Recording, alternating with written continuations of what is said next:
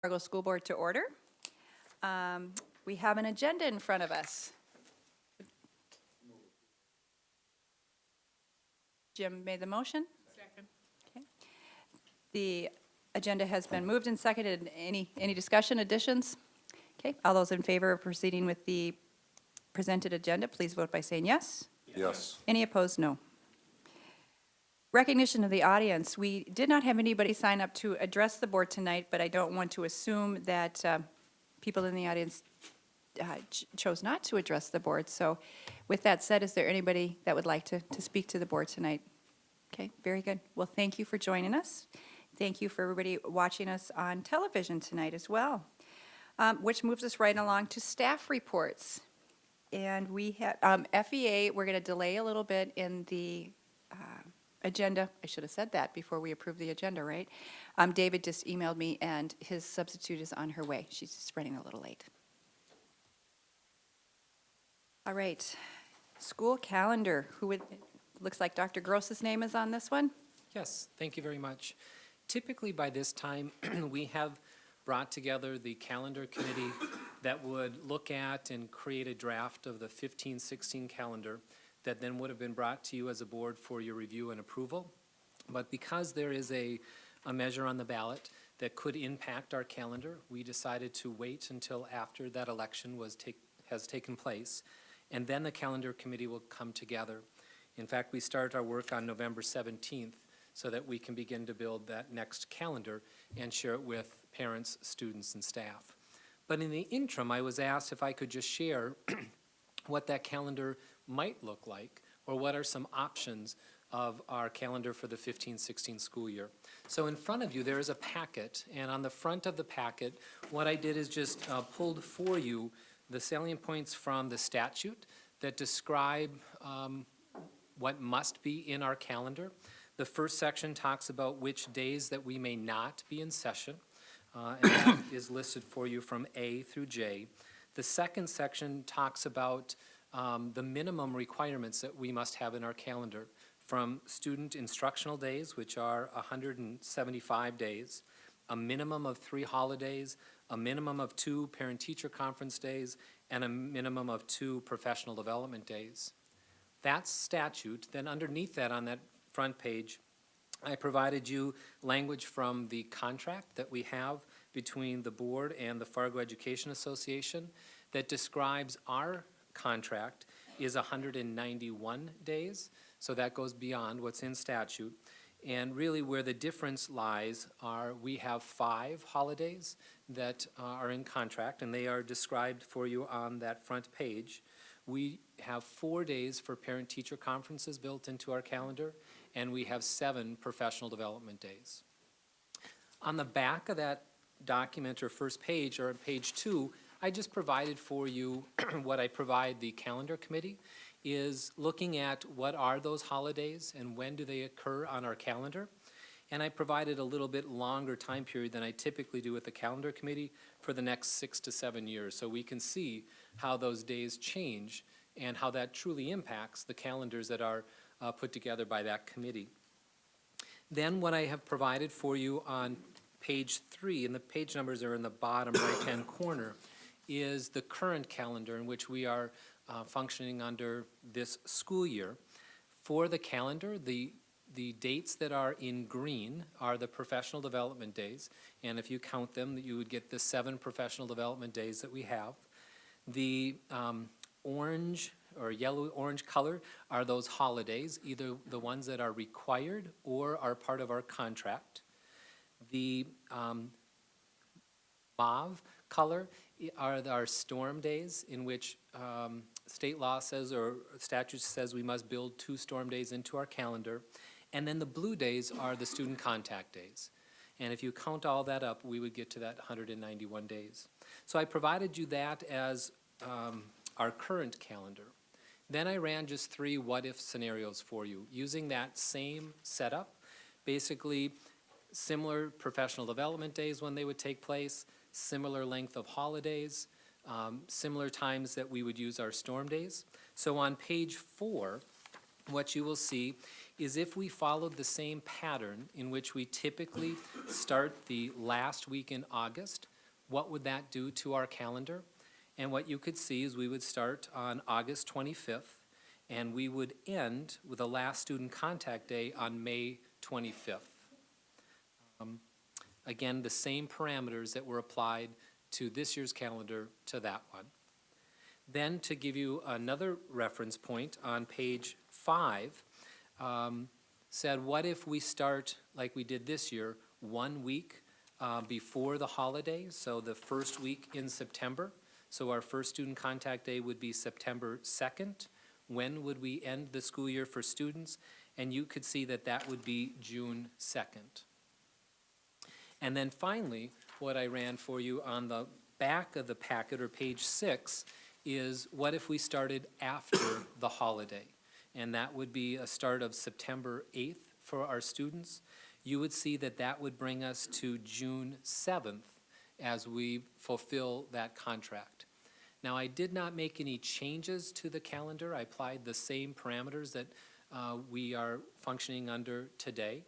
But certainly our calendar committee would talk about that, and they would build the calendar that they would bring to you for your review and approval. But I just wanted to give you some what-if scenarios so you had that information as you have your conversations. Linda? This is really helpful, thank you. In the measure that's on the ballot, does it say anything about professional development or contract days? Because I see you put the professional development days before Labor Day. That at all? I believe it's the student year must start after that time period, where we would have the ability to build in professional development days before that. Other questions for Dr. Gross? Dr. Schatz? Okay. Thank you, I agree. This is very helpful and even more enlightening, the overview on the front. I didn't realize how many actual holidays were required by the state as well, so. Nice reference tool. Thank you, Dr. Gross. You're welcome. On to 4C, the strategic planning process. Dr. Schatz. Okay, thank you. You also have a packet that outlines the process that we're using for our strategic planning that we're engaged in this year. And so what I've done is put together all the information that I have at this point. So I want to walk you through that, and then if you have any questions, I certainly can answer them. If you go to the inside page, and we'll start out with background information, we just provide a little bit of background information for you as to how we've gotten to where we are today. The next part talks about elements of a new strategic plan. And as we develop our new strategic plan, we'll do all those things that you typically would do with a strategic plan. We'll talk about mission and vision statements, but we also will talk about something called core values. Right now, we call those belief statements, whether we continue to call them belief statements or we call them core values. Those types of things would be discussed in the process, and then we actually would come up with that list of those things. As you know, we're going to use the advanced ed school improvement model for our process to develop our strategic plan. So those 5 standards will be the cornerstone to the actual strategic plan when it's finished.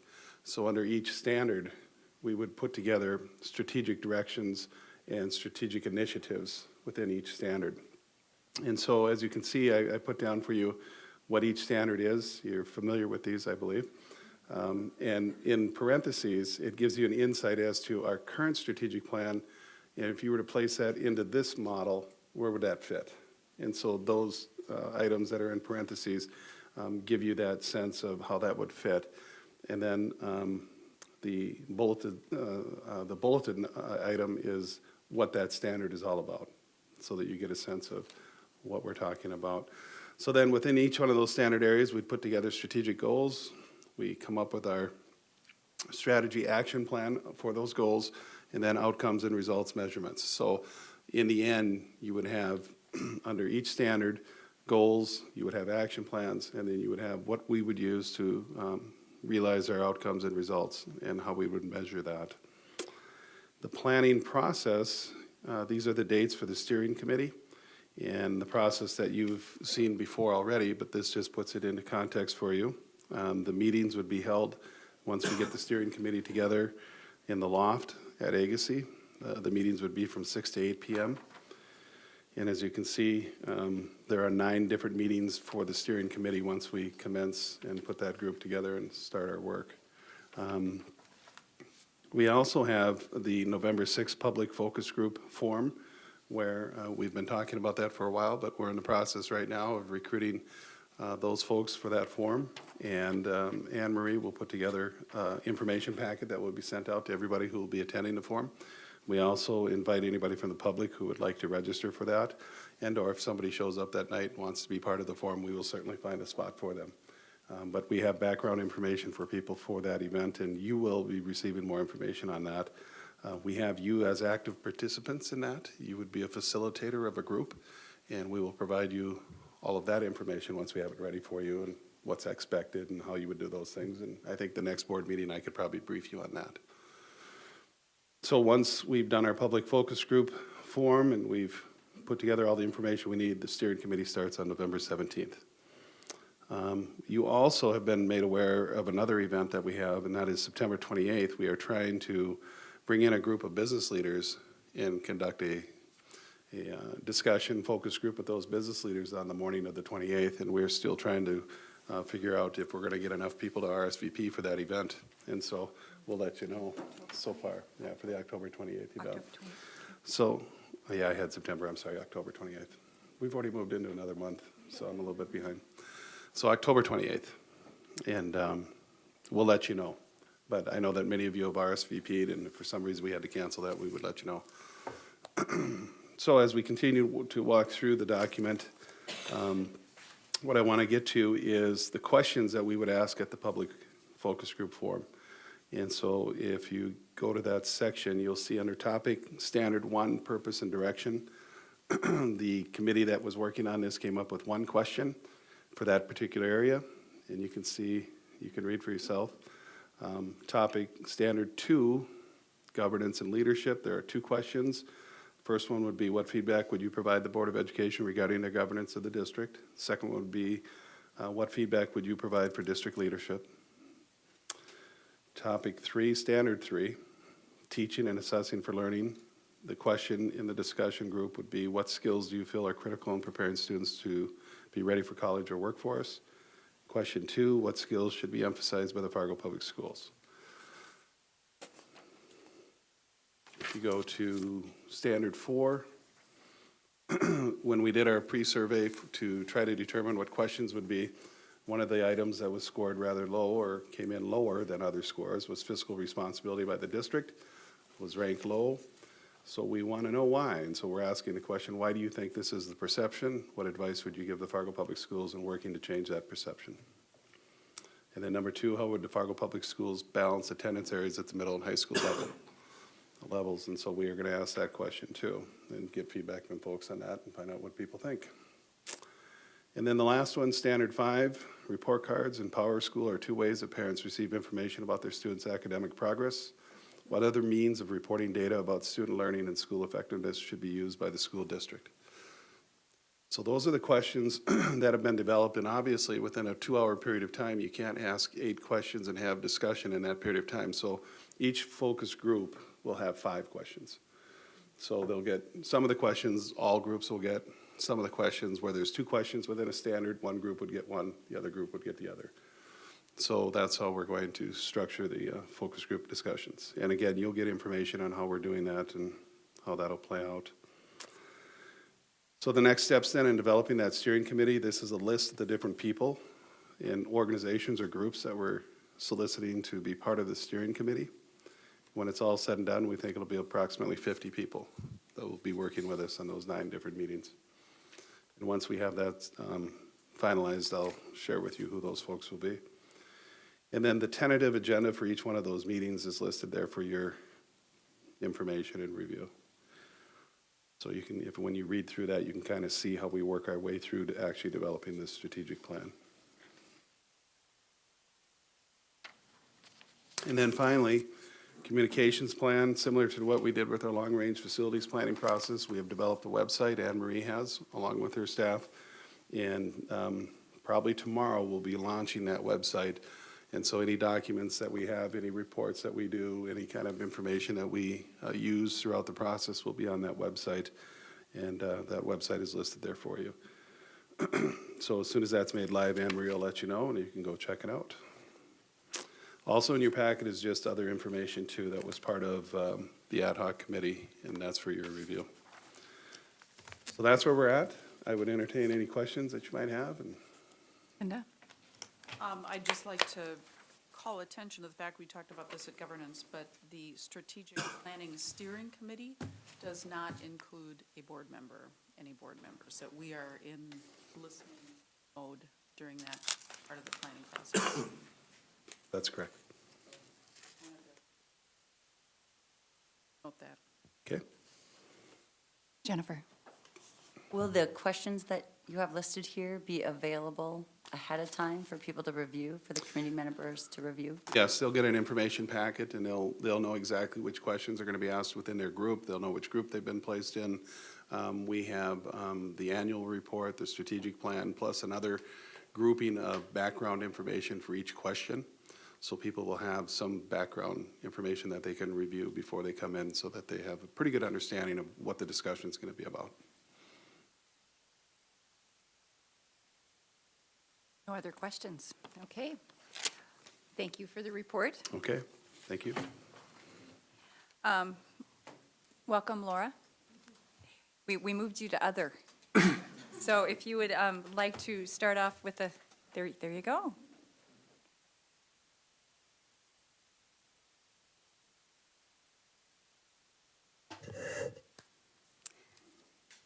I'm Laura Christensen. I teach English at Davies High School, and I am Fargo EA Vice President. I am Dave Marquardt's job security. Three things, it would appear, maybe two things. Our ESP of the year for Fargo is Connie Deutsch. You know her probably from her office right over here. She represented us well in Bismarck. Didn't win, but represented us well.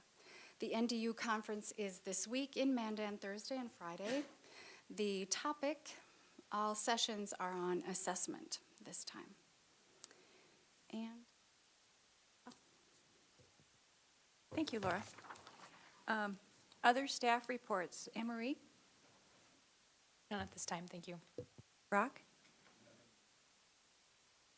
Dr. Agri? Nothing, thank you. Dr. Nothing Gross? else. All right. Moving right along. We are now at the consent agenda. I would entertain a motion. Jim? I move adoption of the consent agenda as provided in the packet. And moved and seconded. Seeing no hands up, all of those in favor of the consent agenda as presented, please vote by saying yes. Yes. Any opposed, no. Motion carries. All right, on to the business section, GP 10 update. Within, there was, as you know, very well known when we do our monitoring reports, that we have the opportunity to make policy suggestions, and Linda had made one under board member covenants on governing policy 10, and it is on the back side of your memo. Basically strike through the phrase "to avoid surprises" under number 5. With that, in order to bring it onto the floor, I would entertain a motion for discussion. Linda? I move that we adopt policy GP10 as presented. Second. Okay, it's been moved and seconded. Any questions, comments? Paul? Would you want to read that section? Sure. As it's adjusted? I don't have that particular piece with me. Certainly. It's under board member covenants, and there are several covenants that we agree upon at how to conduct business, and under accordingly, board members will. And on number 5, communicate in a timely manner, and then we are proposing to strike through "to avoid surprises." Thank you. Any other questions? Okay, all those in favor of the motion on the floor, please vote by saying yes. Yes. Any opposed, no. On to the actual policy monitoring reports. We have EL 7, 8, and 9. Most of these are connected to our our budgeting and financial section, and so thank you for preparing those reports, Dr. Leitz and Dr. Leitz, you were just promoted. Mr. Leitz and Dr. Schatz. We have, thank you, every board member did fill out the monitor report, so thank you for that. We have 3 in front of us. Would the board prefer to take these all at once or individually? Jim? I move adoption of EL 8, 9, and is it 10? 7. 7, 8, and 9 as presented in the packet. Okay. Okay. We have a motion on the floor to adopt EL 7, 8, and 9. I see no comments or out of compliance on 7. Likewise on 8. And I think I made a comment on number 9, if I remember correctly. It's been a while. And maybe this is something that we can send to governance if you so choose. Under GP 9, number 12, there is a phrase saying knowingly, recklessly, or negligently,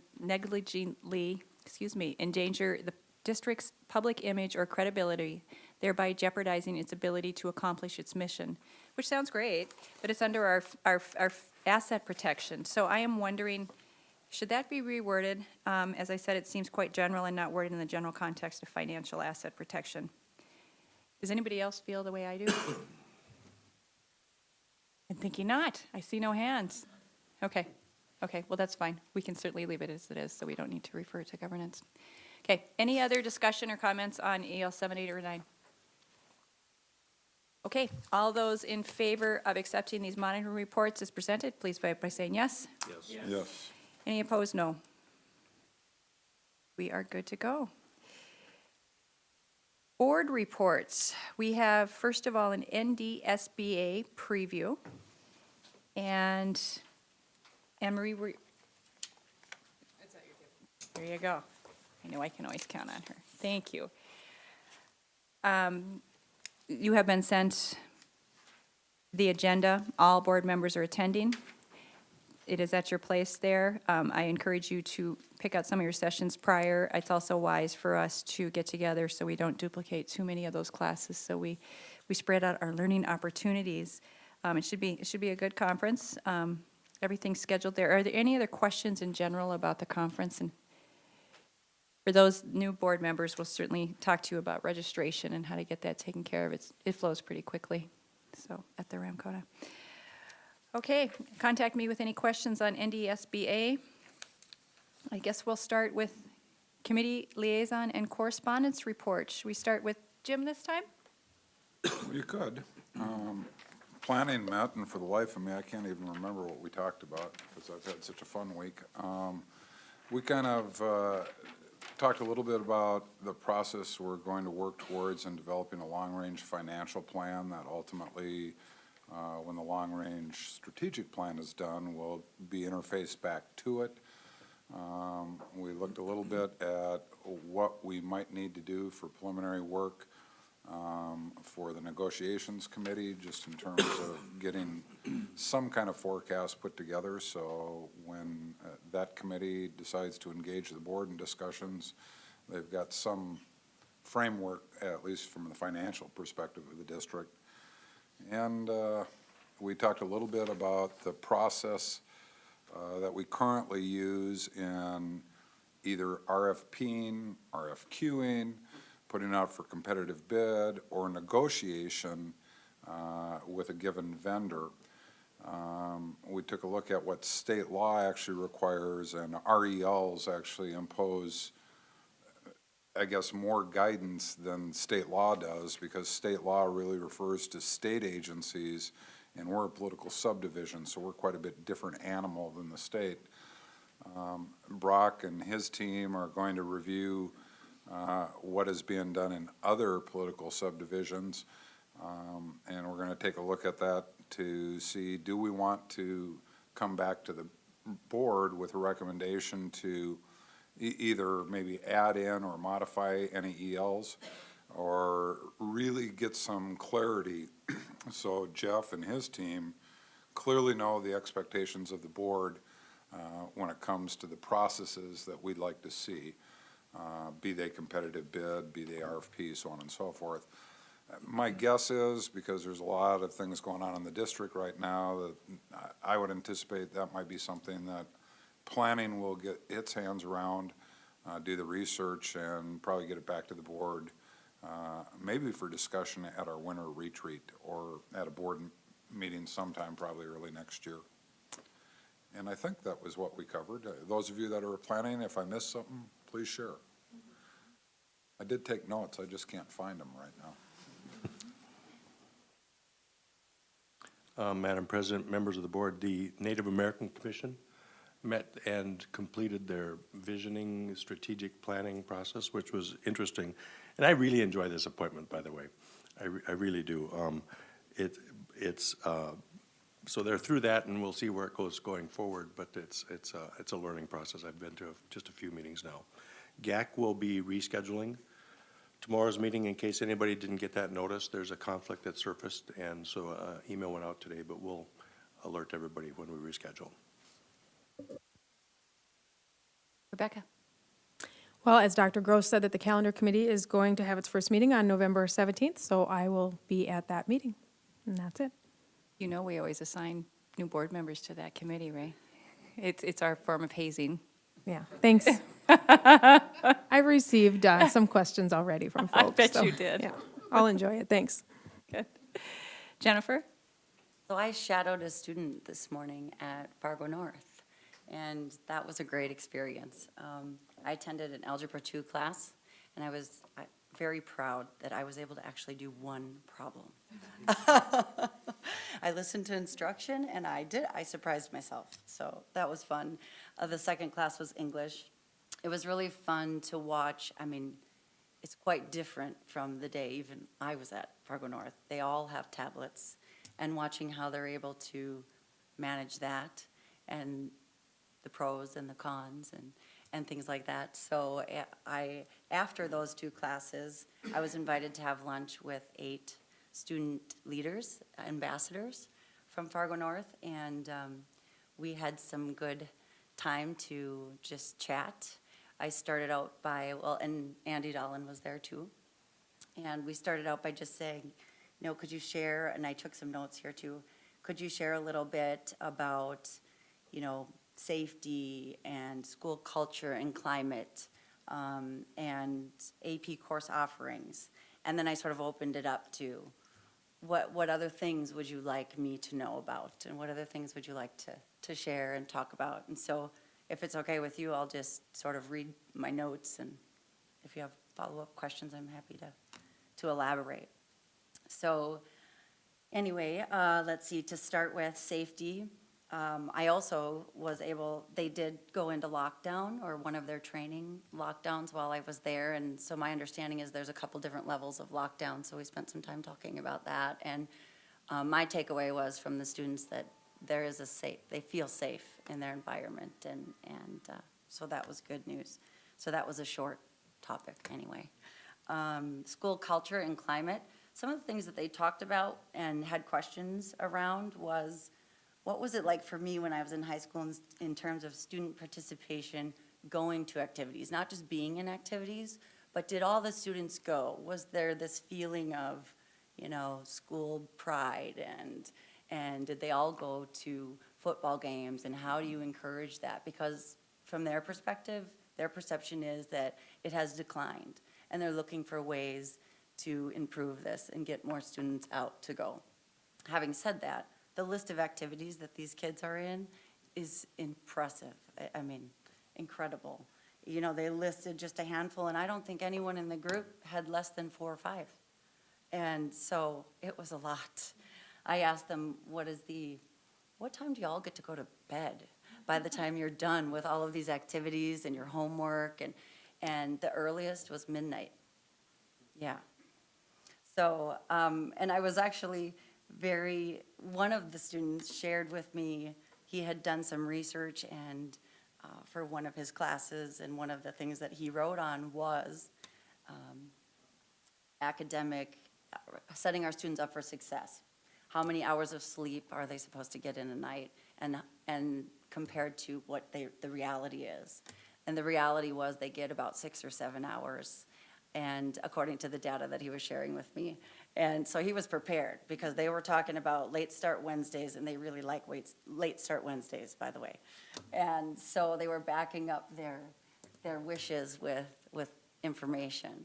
And so I thought that was kind of fun. And let's see, AP course offerings, they had a lot of positive things to say about that. And one of the challenges that they did mention was having to travel to other high school locations for some of the offerings. And, you know, they understand why that is, but that was just a mention.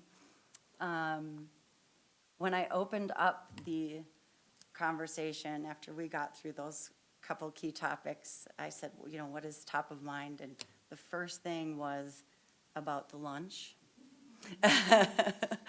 And, yeah, and I don't know if that is true of your experiences as well, but I asked, you know, how does it compare to in the past? And tell me a little bit about it, what you don't like about it.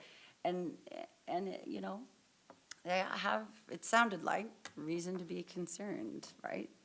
Our hands are tied, they understand that to some degree, based on policies that are put in place that are out of the district's control, but they wanted us to hear it. And the unintended consequences that it is having for them, or at least that they shared with me, is I maybe only eat a yogurt every single day because that's the only thing that I would choose to eat out of this option. Well, they can't really function on eating one yogurt a day. And one student said, you know, I understand wanting to eat or have healthy choices, but if they taste terrible in their healthy choices, I sort of feel like we will never choose healthy choices. So these are just things that they wanted me to share with you all about that. And that they're not necessarily having having the option for enough. They're still hungry at the end of the day, or even midday. So, having said that, we talked a little bit about the tablets and the pros and the cons, and so that was also a very enlightening conversation. Activity, they had questions about the activity budgets. They had seen some differences in shifting of coaches, and so they were right away concerned about what that meant. And Mr. Dolan was actually in the room when they asked questions about that and was able to, you know, answer exactly what was happening. So that was good. They just wanted to know. And they also asked me about dress codes.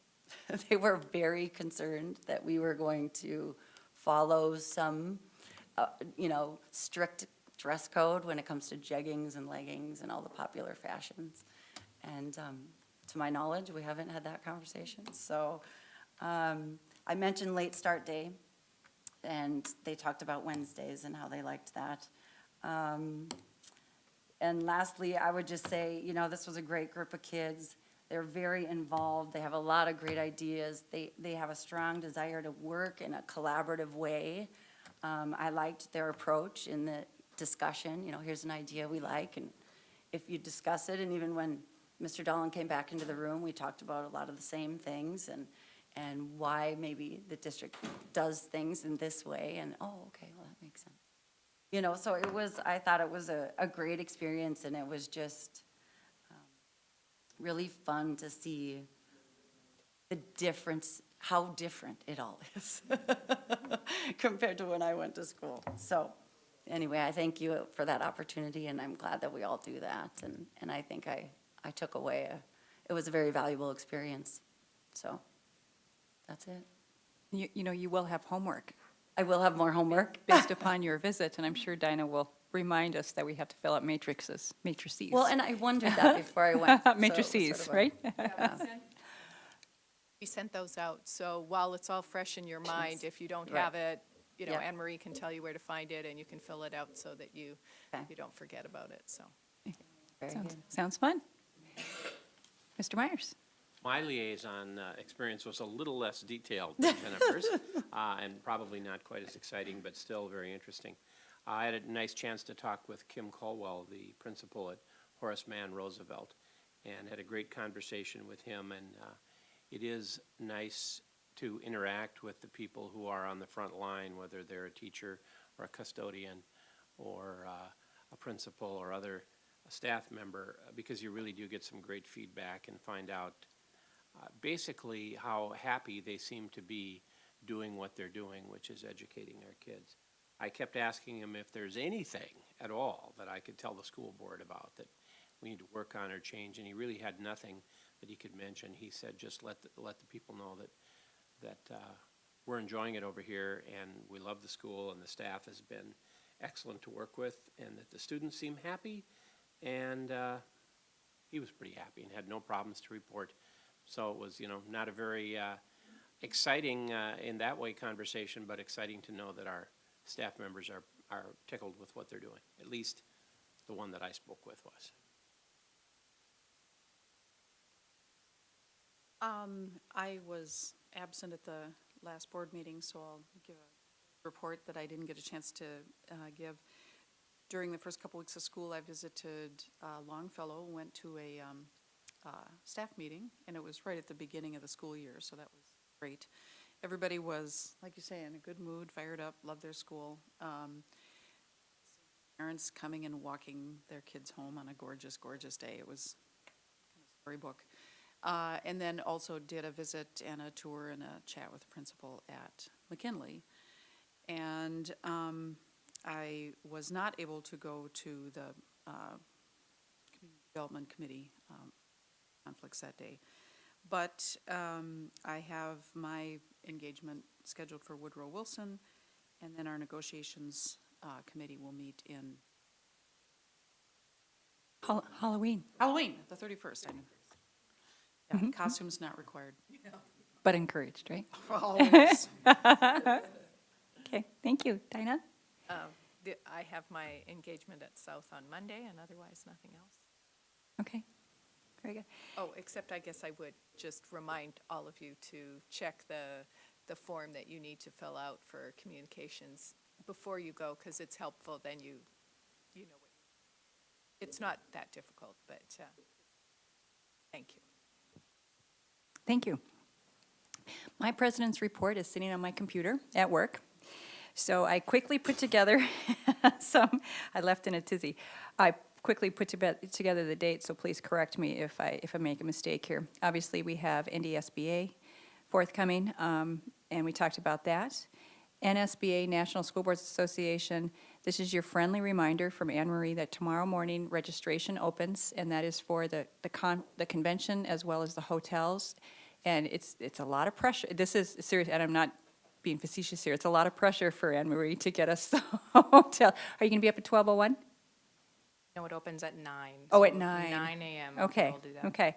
So this is your last chance to bow out or change your mind if you choose to do so. And then once you've committed, you are bound and you cannot get out of it. Okay, so get that to Anne Marie.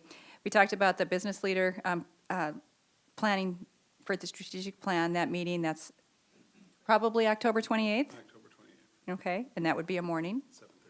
7:30. 7:30, okay. City Parks and Schools, I couldn't remember the date on that. Do you have that handy?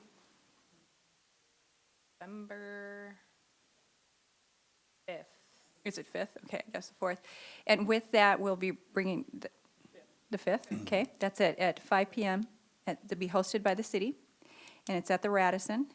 The governance committee was charged with coming up with the topics, and therefore we will talk about Fargo Public Schools legislative agenda, as well as Dr. Schatz's very enlightening ELL adequacy report. So those will be our two topics, and their topics we'll probably learn about when we get there. So, We'll have an agenda in the. I'm sorry. Go ahead, John.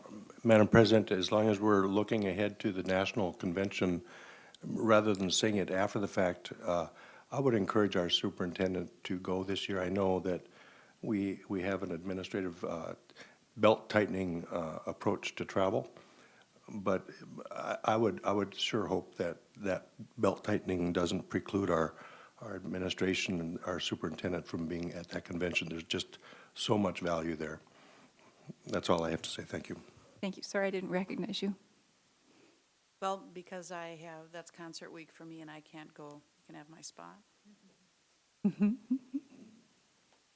Do you also have a national conference around that time for administrators? Yes, it's usually 2 weeks before that, but I don't go to that one. Oh. So I don't find value in it. Okay, well, So I think that my first year when I went to the school board one, I thought that was much more valuable. And the national superintendent one, I just not have found it to be that valuable. so again, 9 a.m. tomorrow morning is your deadline. Your draft, 10 o'clock Eastern, when it opens. As long as I'm asking questions. So do you go ahead and put down a blanket reservation for us? I will get the registration taken care of tomorrow morning and hotels taken care of tomorrow morning. And we'll follow up with airlines soon. Yeah, well, but I would imagine getting your name in early is good for you as far as hotel security. I have found that when I've done it right away, right when it opens, we've gotten our hotel of choice. And is the event held at the Gaylord? Looked at that. I just came back from a convention there. That would be a wonderful place to end up staying because you're right on the site of the convention. okay. We have determined the date for the winter retreat, which will be January 16th. And that will be held here at the district office boardroom. We will have breakfast at 7:30 and we'll start meeting promptly at 8. Agenda is still being built by the governance committee, but if you have any suggestions, please let one of us know. It does not have an end time yet, but we'll start at 8. Other than that, I think we covered all of the upcoming major events. Anne Marie kindly sent out our homework for our monitoring reports early, since most of us will be gone next week. Those are due on Tuesday prior to going to State School Boards Convention. And the next governance committee is November 4th at 7:30. And as far as my personal liaison visits, I was at Fargo South Bruin yesterday. And I asked to attend some more of the career and tech ed classes, and I've just always been very interested in them. So I had the chance to be a student in automated manufacturing and forensic science. And I had a picture on my board president report of me welding with my hat on and the glove. And let's just say I don't weld very well. No, they don't call it a hat. And it certainly wasn't flattering. But it was fun. But, it was very enlightening to go to those classes and just talk to a lot of the kids. I'll tell you what, the automated manufacturing kids were so outgoing. They were all men. I don't, whatever, I'm not going to make any judgments there, but it was fun, it was interactive. They all said this is my favorite class, because it was hands-on, I assume. I started to ask them too, where they went to elementary school, and where they came from. A couple of the students did transfer from Davies, and so that was very interesting to me to learn about their travel time, but of course, Fargo South is kind of our central career and tech ed school, so that was pretty intriguing to me.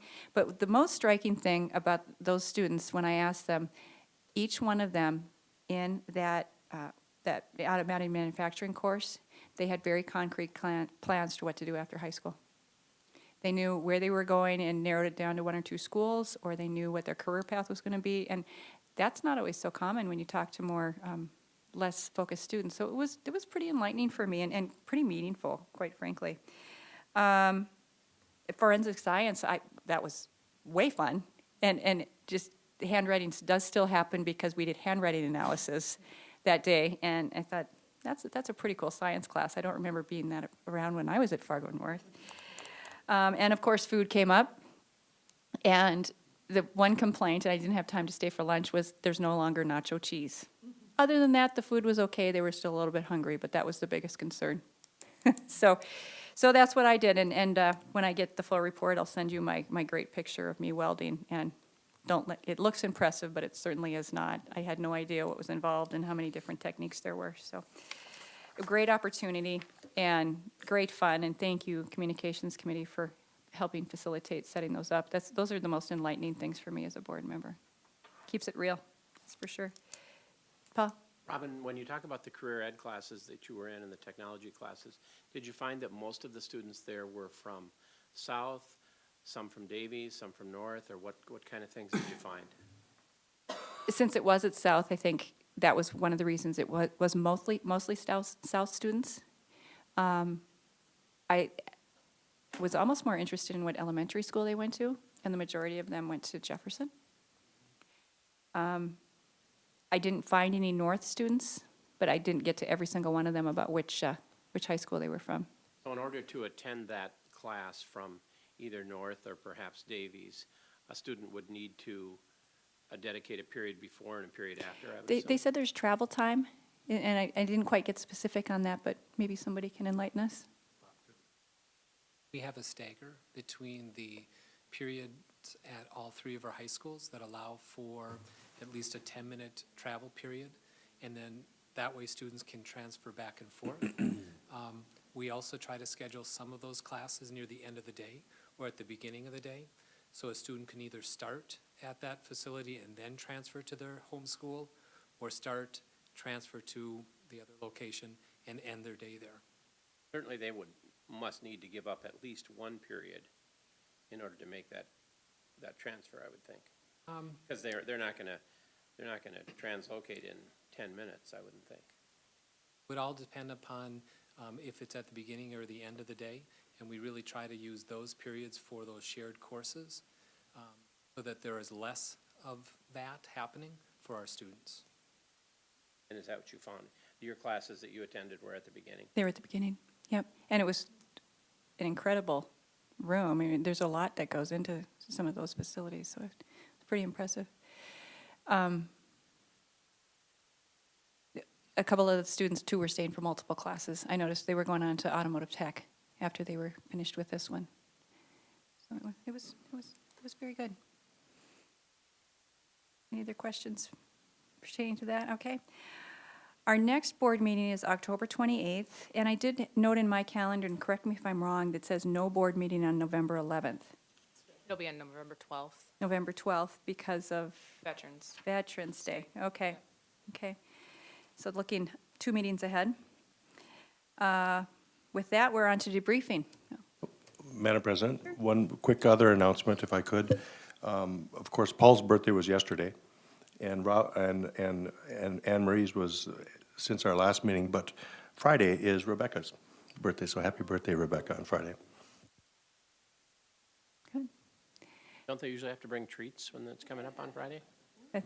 More hazing, right? I have treats I'm gonna hand out. Okay, any other items for debriefing of the meeting? Okay. That said, we are officially adjourned.